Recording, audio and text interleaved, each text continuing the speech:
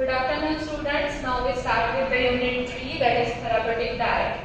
So what it is exactly? The therapeutic diet is a qualitative and quantitative modification or the modified version of the normal regular diet.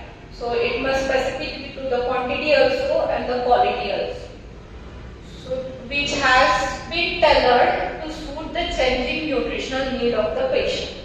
So it has to be tailored. Tailored means it has to be designed according to that patient's need. So it is not for the normal people, it is for the patient, and if whatever that patient's need is there.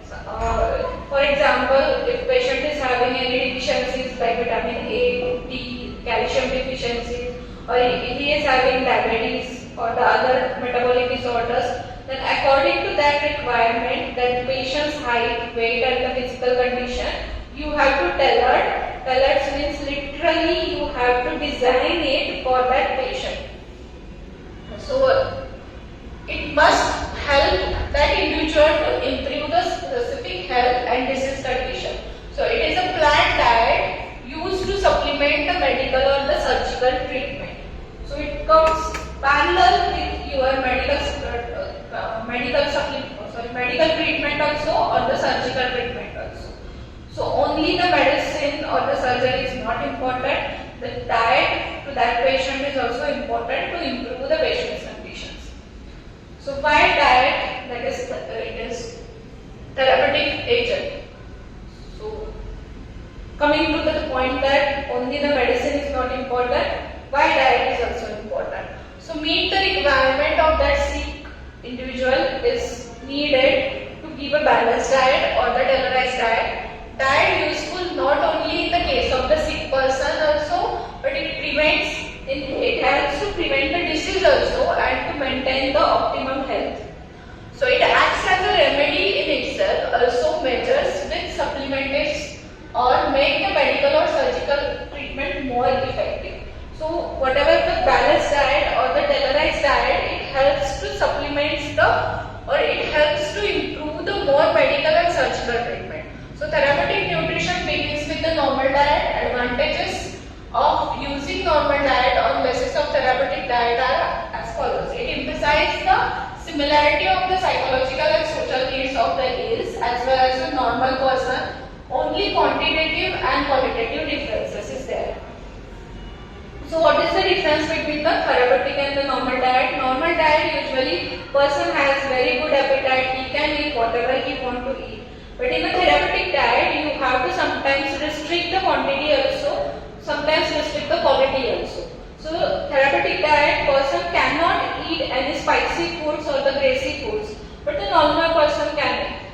So food preparation is simplified when modified diet is based on the family diet. So this therapeutic diet, how can you achieve in a normal diet or the in a families? So simply there are some cooking processes you have to change. For example, for a person with the salt restricted diet, the hypertensive person in a 4 families, that is if a 4 family, 4 लोगों के family में अगर एक person को hypertension है, तो how you achieve that? So just simply do all the vegetables or the other food recipes without salt. So whatever the portion of that hypertensive person, you have to separate it and then add the salt in other portion for the other family members. So calculated values of that basic plan are useful in finding out the effect of addition and omission of the certain foods. Objectives of the therapeutic diet are: it helps to maintain the good nutritional status, it corrects the nutritional deficiencies which may have occurred due to the diseases, plan and provide diet that is more suited to the disease condition, it adjusts the food intake to the body's ability to metabolize the nutrients in sickness, it decreases the body weight whenever it is a risk factor. If that person has risk factor of body weight that is high BMI, it also helps to reduce the weight of that person. Then principle of therapeutic diet are: it must be planned according to the changes in metabolism occurring as a result of the disease. For example, whatever the patient is having the gastrointestinal diseases like IBS, that is inflammatory bowel syndromes, he may see the deficiency of और उसमें vitamin B12 या फिर B complex की deficiencies बहुत ज्यादा रहती है. So you have to give a diet chart according to that deficiencies or considering that deficiencies. So must be planned according to the food habits of the patients based on the culture, religion, socio-economical status, personal preferences, likes and dislikes, physiological and psychological conditions, hunger, appetite and satiety.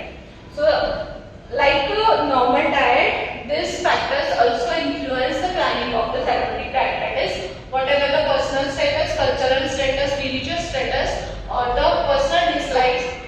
Carry forward in the first example, IBS patient usually have the B complex deficiency and most of the vitamin B12 sources are non-vegetarian.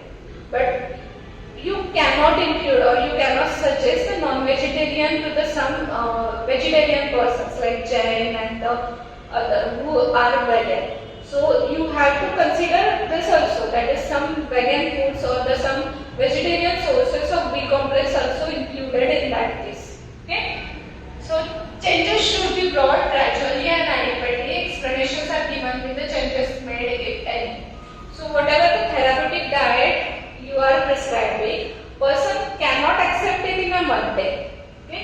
अगर किसी को therapeutic diet prescribe किया है कि ये नहीं खाना है, वो नहीं खाना है, तो उसकी वो आदत रहती है पहले से वो खाने की, वो अचानक स्टॉप करके नया डाइट स्टार्ट नहीं कर सकता या फिर नए थिंग्स इंक्लूड नहीं कर सकता. So you have to include it gradually and under the observations. Okay, so in prolong illness essential to provide adequate amount of the food to prevent wasting of the muscles. So जब long term diseases हो तो उसमें एकदम से results नहीं दिखता. So you have to wasting of muscles वगैरह अगर आपको प्रिवेंट करना है तो उसके लिए adequate amount of food gradually increase करना पड़ता है, ऐड करना पड़ता है. Then variety of foods for selection must be added. Okay, any person can not eat daily eggs. Okay, so egg recipes के वेरिएशंस ऐड करो फिर हर एक दिन के लिए. Then small and frequent feeds that is usually 3 meal pattern must be considered. So modification in normal diet considered as while alternating the normal diet, following points must be considered. Possible duration of the disease must be considered. Underlying disease condition and which require a change in diet must be considered. For example, in IBS, person required a bland diet or the soft diet for the small interval and small quantity. So IBS का duration उसका कितना है वो भी याद रखो. या फिर for example डायबिटीज पर्सन, तो कितने ईयर से उसको डायबिटीज है और वो कितना प्रोलॉन्ग रहना है. Diabetes a lifelong disease, so you have to consider it while tailoring the diet. Okay, then factors in diet therapy which must be altered to overcome this conditions. Patient tolerance for the food by mouth must be considered. Economical status and food preferences must be considered. So normal diet must be modified in the following way. It provides changes in consistency as in a fluid and soft diet. So उसकी consistency भी रहनी चाहिए. Diabetic diet को हम लोगों ने अगर एक therapeutic दिया है कि आपको हर रोज मेथी दाना खाना है, but that is so bitter that patient cannot eat it on a daily basis. So include the variations for that. Then increase and decrease the energy values must be considered. Include greater or lesser amount of one or more nutrient, for example high protein, and provide food plan in a flavor. So modifications of therapeutic diet can be modified in consistency and in nutritional need. Under the consistency, clear, liquid, full liquid, semi-solid, soft, mechanically soft and normal. So whatever the disease condition is there, you have to give this kind of diet. For example, post-operative conditions, if tolerance is not there for the gut, you have to include the clear liquid or full liquid. If this full liquid and clear liquid are tolerated, you can shift to the semi-solid and soft. Okay? Some gastrointestinal diseases, you have to keep patient long-term for the soft diet. For some metabolic diseases, you can give the normal diet. And in mechanically soft diet, you have like denture problems or the swallowing problems or the cancer of the mouth. In that condition, you have to give the mechanically soft diet. Okay? So nutritional needs, first according to the type of the feed, there is oral, enteral or parenteral, and the disease diet. So according to disease, you have to tell it. So hospital menu, in a unit 1, we learn this. So I am just keeping it, but notes can be provided, so don't worry. So types of feeding, usually the act or process of eating or being fed is called as a feeding. There are 3 types. First, oral feeding, enteral feeding and parenteral feeding. So usually on an IPD basis, you can see this type of feeding. Okay? So oral feeding, most preferred and palatable method. Nutritional supplements can be added to the oral diets. Nutritional supplements, that is, IPD basis, you see the protein powders are there. So you can add in such kind of oral feeding. Oral feeding simply means patient can take food from his mouth. He can eat himself. Okay. Then enteral feeding. It can be orally also. That is, it has an enteral approach. Enteral means directly to the stomach. Okay. So enteral feeding can be orally also and by the tube feeding also. So mostly used in the nasogastric tube, that is the RICE. The name is the RICE tube. It is nasogastric tube, that is from nose to the gastric, that is nasogastric. Okay, so it is given when the gut is functioning normally. So some of the disease conditions where gut is functioning normally, then you can use the enteral feeding. Okay, for example, the RTA conditions or the brain trauma, but only the trauma is to the brain is there, or any trauma to the upper limbs or lower limbs is there, but the gut is functioning very normally, then you can use the enteral feeding. It can be provided by supplying the entire semi or completely hydrolyzed formula. So hydrolyzed formula means digestible formula that patient can digest it easily and through nasogastric, duodenal or jejunal tube. So 3 types of tube there. Nasogastric tube directly to the duodenum is there and the jejunal tube is there. Okay. So in the enteral feeding, 3 types of approaches there. That is the nasogastric approach, duodenal approach and the jejunal approach. Then clear liquid diet. So if patient start tolerating orally very good, or he is in a conscious state, or the post-operative conditions, we just check out that whether he is tolerating the liquids or not. So we start with the liquid diet. So clear liquid is temporary diet of the clear liquids without residue. So it must be without residue, is sieved or the अच्छे से छीन. It must be sieved, that is गाढ़ून घेतलं पाहिजे without residue. उसमें कोई भी particles नहीं चाहिए. Okay, and is non-stimulating, non-irritating and non-gas formation. So it must not be irritating to the stomach. It must not be stimulating the stomach to vomit it. Also, it doesn't form any gases. Okay. So small amount of fluids are served at frequent intervals, that is 2 hourly. So start with the 50 ml, then 100 ml, then 200 ml. Okay.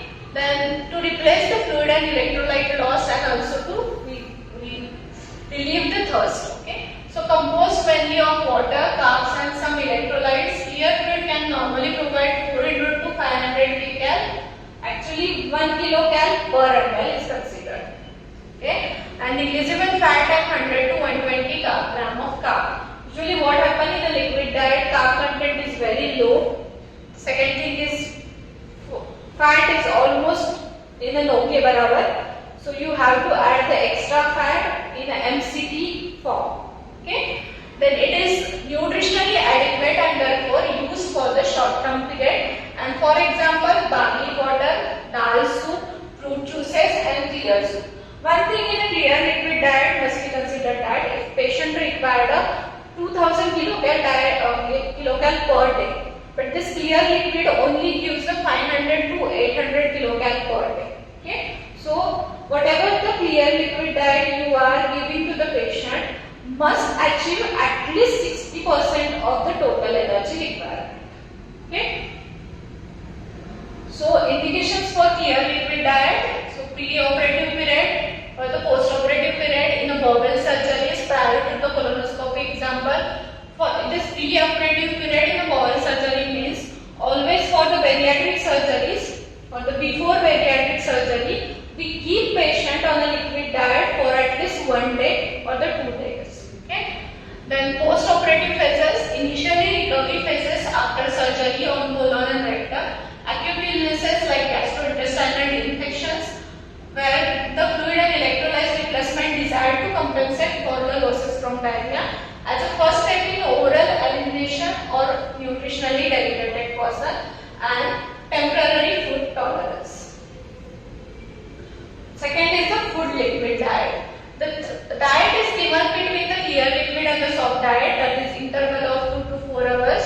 So average nutritional composition of this diet is 1200 kilocal and 35 gram of protein. But usually if you add any protein formula or the supplementation, then only you can achieve the 35 gram of protein. Otherwise only the 12 gram of protein is there. Then indications are post-operative phase, then progressing from the clear liquid to solid foods, acute gastritis infections, oral surgeries or the plastic surgeries of the face, neck, in chewing and swallowing dysfunctions, esophageal and stomach disorders causing the intolerance to the solid food intake. For examples for the full liquid are chicken broth or the thick consistency lassi or the beetroot soup, carrot soup without sieving, that is with the residue. Okay. So usually it is very commonest during the dental surgeries also. Okay.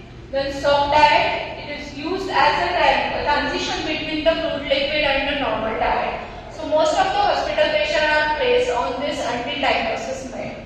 Okay. Usually the fever conditions, typhoid diseases, then gastrointestinal diseases, acute gastroenteritis. Then soft in consistency, easy to chew, made up of simple, easily digestible food contain limited fiber. So only limitation is there is the fiber in the full liquid also, in a clear liquid also, and in a soft diet also. But you can add it with the supplementation, that is directly complex carbohydrate you can add in a 1 scoop or 2 scoop amount with the supplementation or the some brands. So average soft diet supplies 1800 calories to 2000 also and 40 to 50 gram of protein in it. Indications are gastrointestinal problems, general debilitations and inadequate dentitions.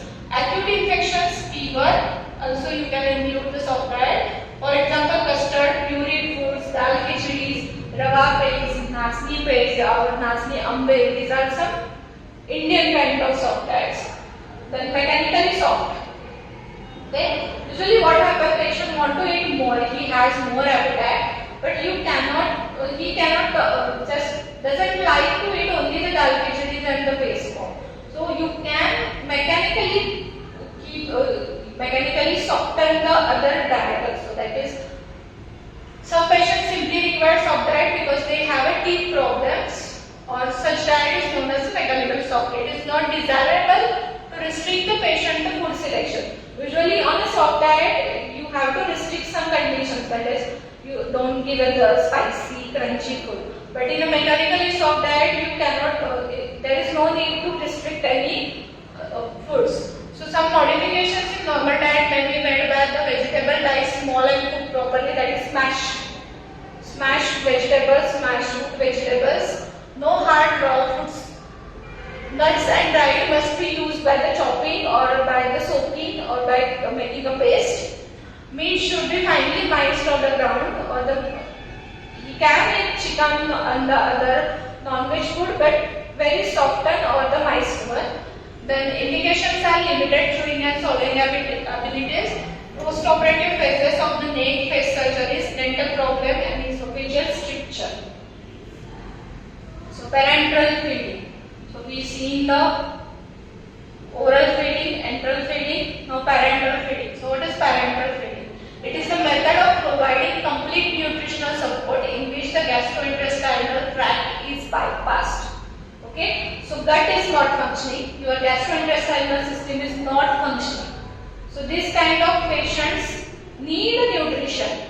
Okay, so usually NBM for 3 days is considered normal, but after 3 days that patient needs certain amount of nutrition.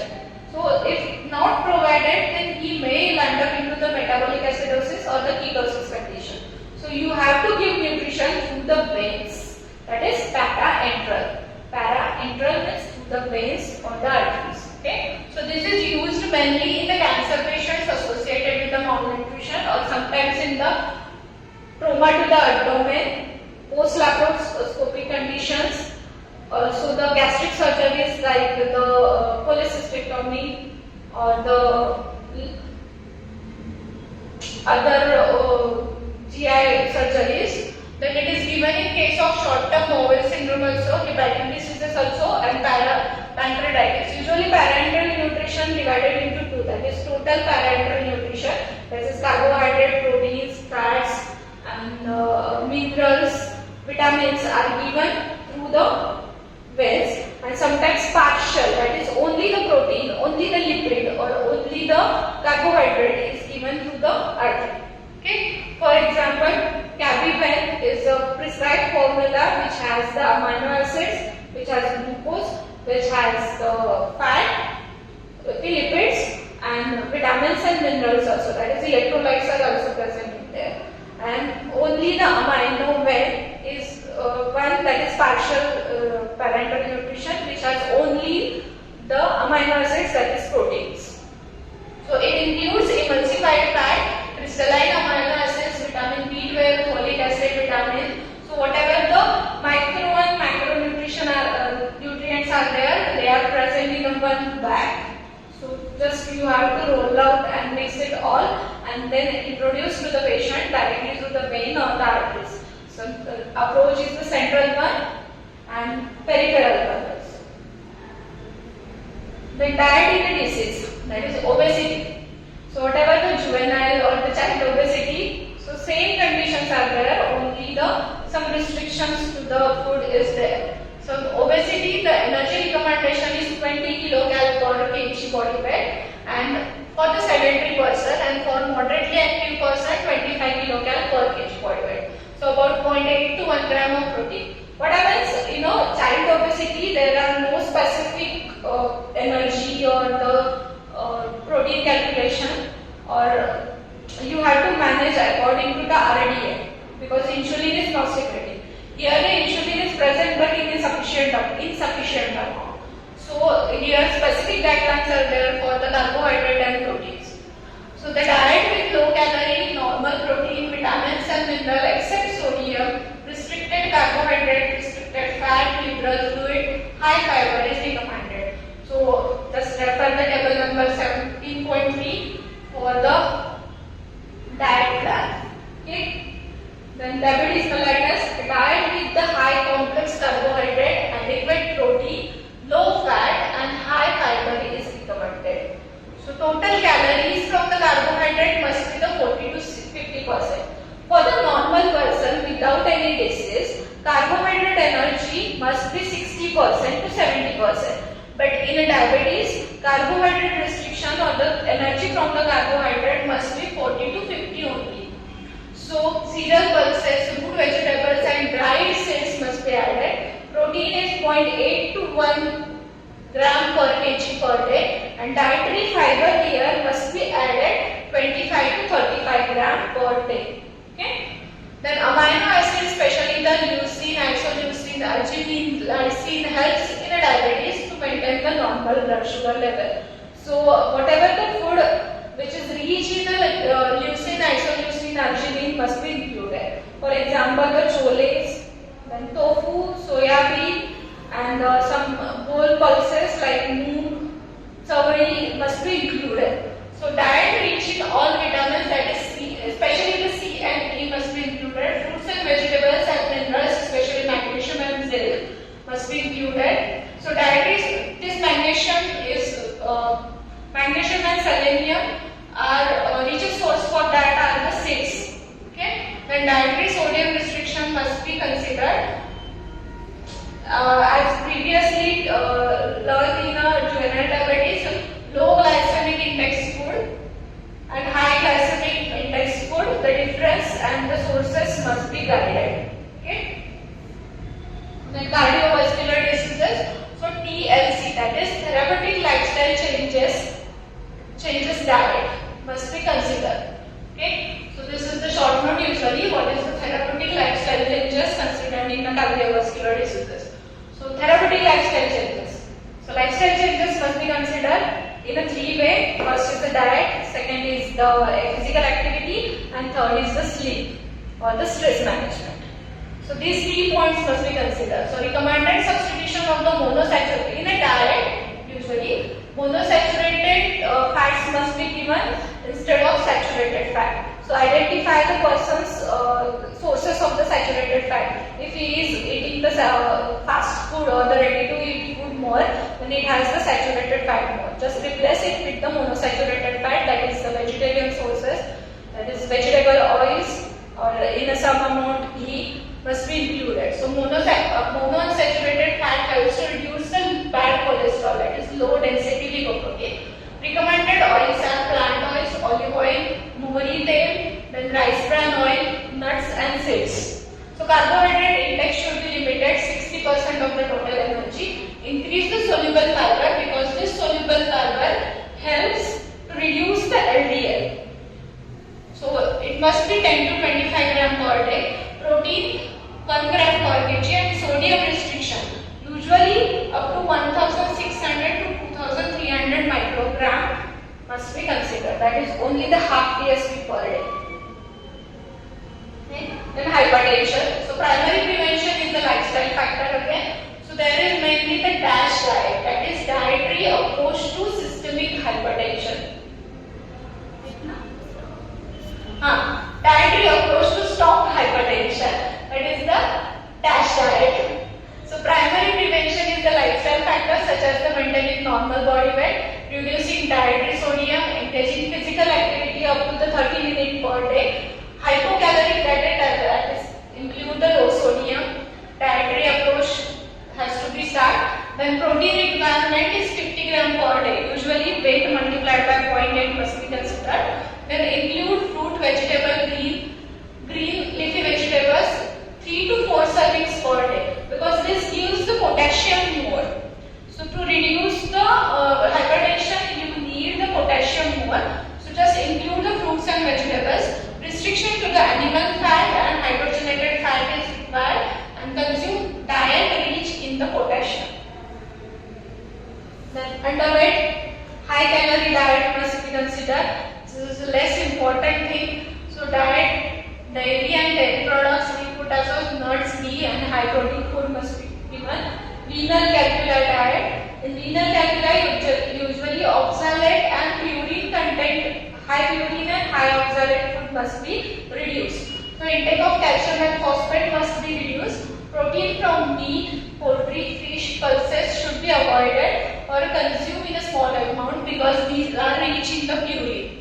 So protein should be from the cereal, milks and eggs. Also some vegetarian, green leafy vegetarian, beans, matar, etc. must be included. So liver diseases, hepatitis.